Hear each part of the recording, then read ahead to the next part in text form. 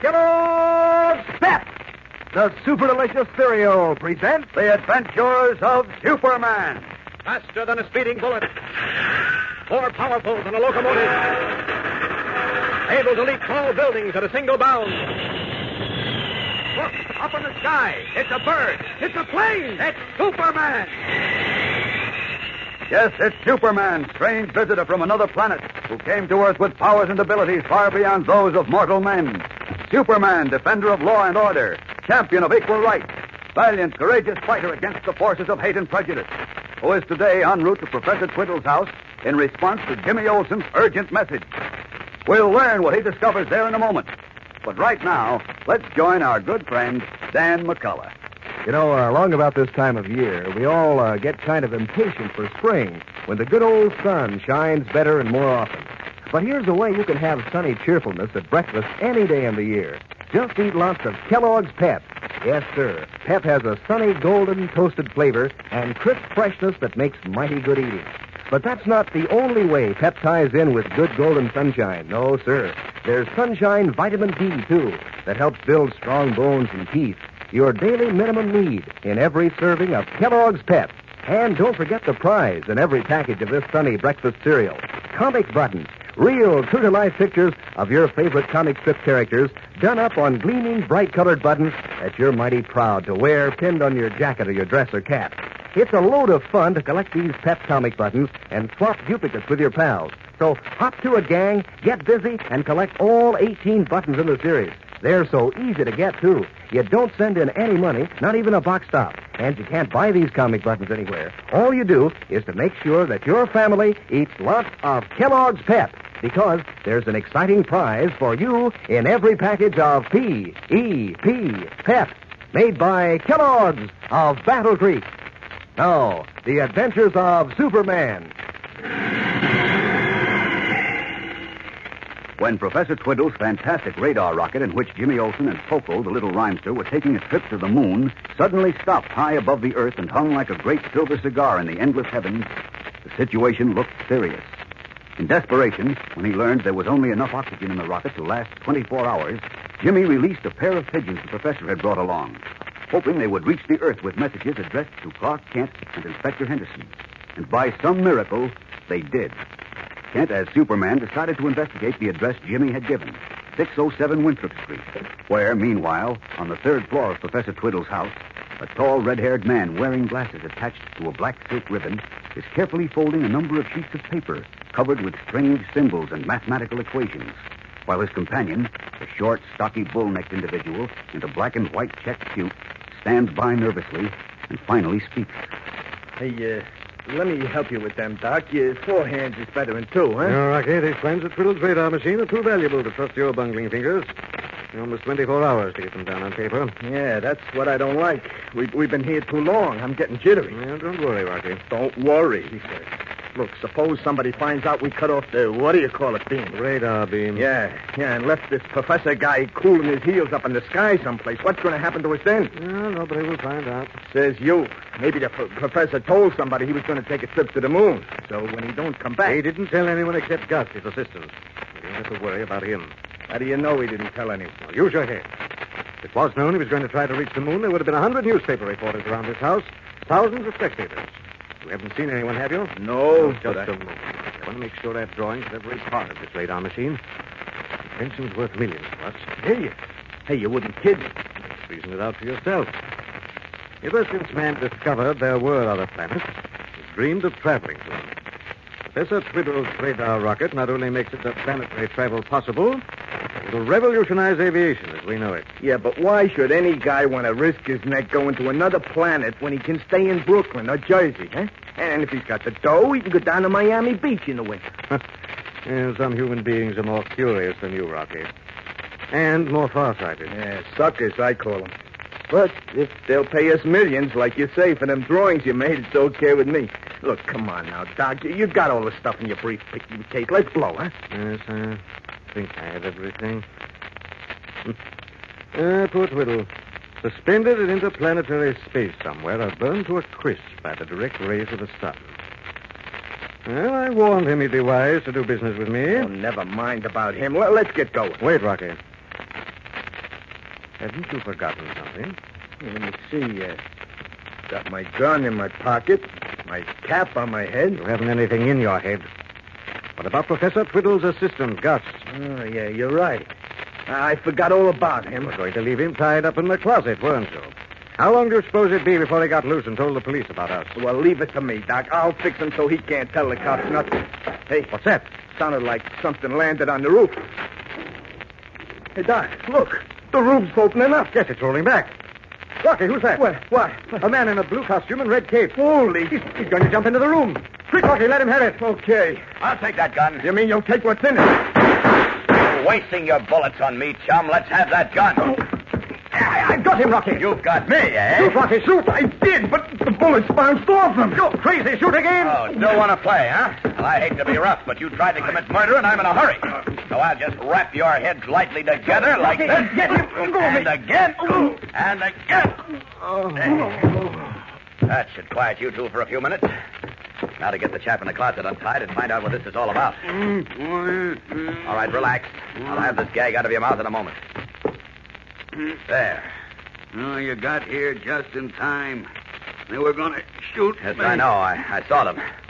Okay, now start talking while I get these ropes off your arms and legs. Who are you? My name's Gus. I'm Professor Twiddle's assistant. Oh. Where'd you come from? Never mind me.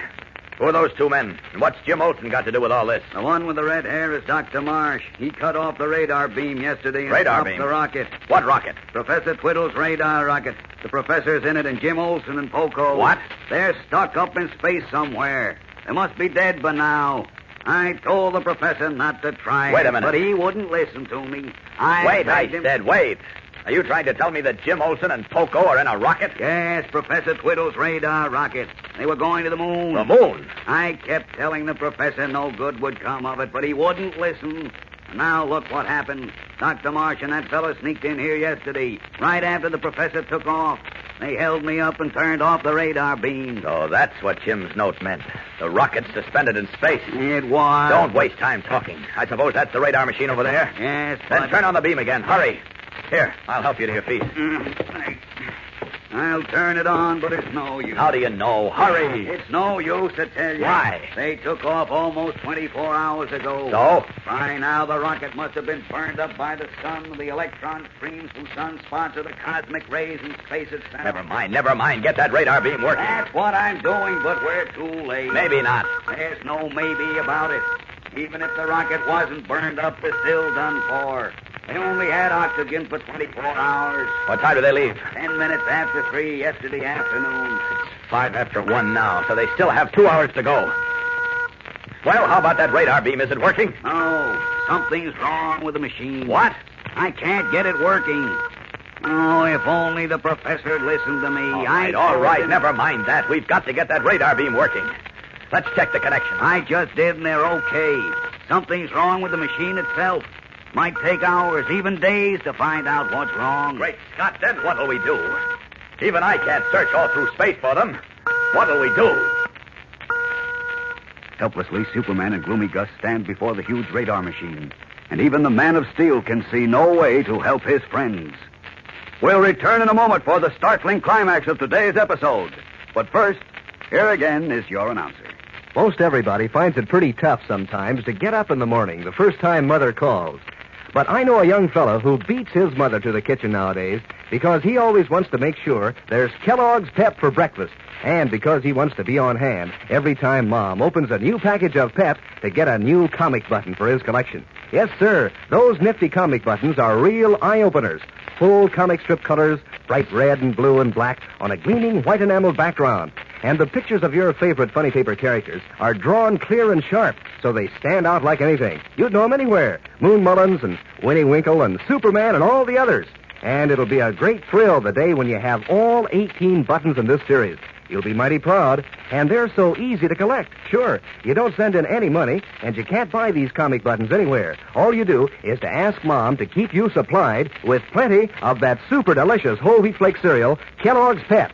There's an exclusive prize in every package of P.E.P. Pep, made by Kellogg's, the greatest name in cereals. Now, back to the adventures of Superman.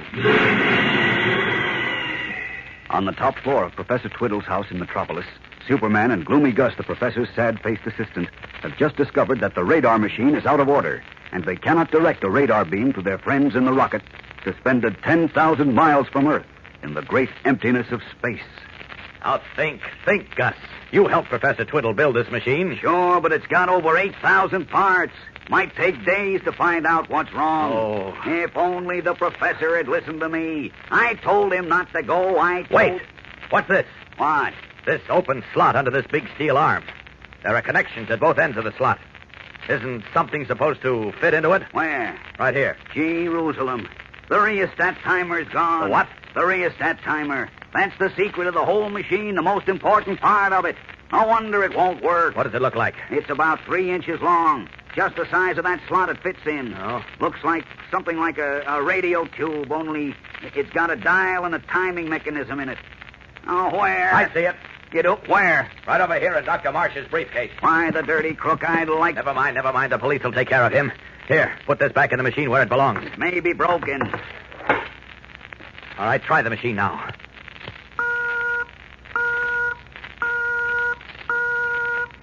Well, is it working?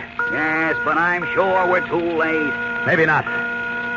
What's this moving indicator on this screen? It's drawing a jagged line. That shows the length of the radar beam. Those little squares it's going through mark every 2,000 miles. Jim's message said they were 10,000 miles up. I don't think they're there anymore. Will you stop being a crepe hanger? Will this indicator tell us if the rocket's still there? If the beam picks up the rocket, a little bell will ring. That'll be the echo recording. The indicator is almost at 5,000 miles now. The beam travels 5,000 miles a minute. Okay, get ready. We're at 6,000 now. Oh, Jim would get himself in a mess like this. He should have known better. So should the professor. I kept telling him not to try it. I knew it wouldn't work. Well, it might work yet. The indicator shows the beam is 8,000 miles up now. In a moment, if the rocket is still there... It can't be. It must be. There isn't one chance in 100. No, sir. Not one chance in 100. Tense and anxious, Superman watches the distance indicator as it climbs slowly above the 8,000-mile mark. Will it find the tiny rocket in the vast reaches of limitless, uncharted space? Tomorrow's episode is tense and exciting, fellows and girls, so don't miss it.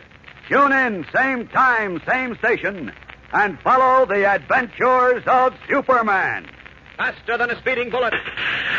More powerful than a locomotive. Able to leap tall buildings at a single bound. Look, up in the sky. It's a bird. It's a plane. It's Superman.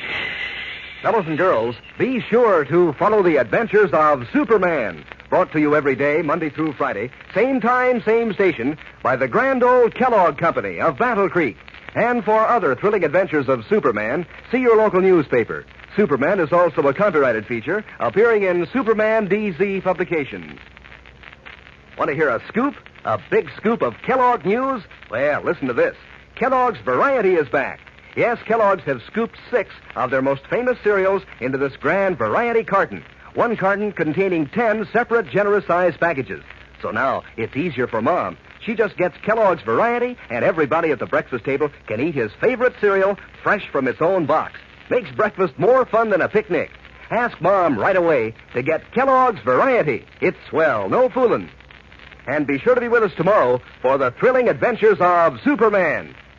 This is the Mutual Broadcasting System. Welcome back. Well, my reaction to the whole situation with the pigeons was, oh, no, they didn't go there. And then, I realized, yes, they did indeed go there. It's incredible. Of course, we know the pigeons, you throw them out there, that they would have burned up on re-entry with the message along with them.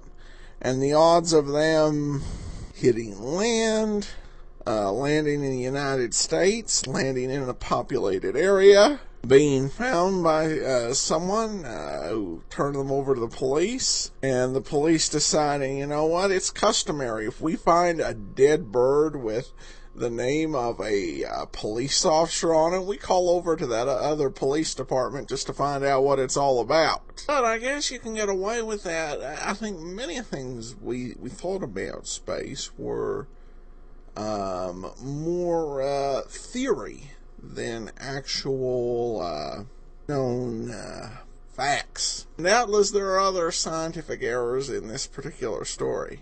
The Brotherhood Week note was interesting. It was observed on quite a few different radio programs. It's a great concept. One thing I thought of was Poco. And, how people, don't like Poco. Apparently, maybe that was part of the Brotherhood Week subtext, be kind. Though, truth, Poco drove even Superman to distraction. And the other character, of course, interesting, is the lab assistant, Gus. He just, so down and pessimistic. No wonder he ended up stuck working for a mad scientist. Got to show more confidence and not be such a gloomy Gus. Maybe that was part of the name. All right, well, anyway, that will actually do it for this week. We got to find out, will Superman reach him in time, and what's going to happen next? Join us for Part 5 of the Radar Rocket on Sunday. In the meanwhile, send your comments to adam@adamsweb.us. Be sure to rate the show on iTunes, and pick up your copy of Tales of the Dim Night, dimnight.com. But we will be back tomorrow with another, or Sunday, with another adventure of Superman. From Boise, Idaho, this is your host, Adam Graham, signing off.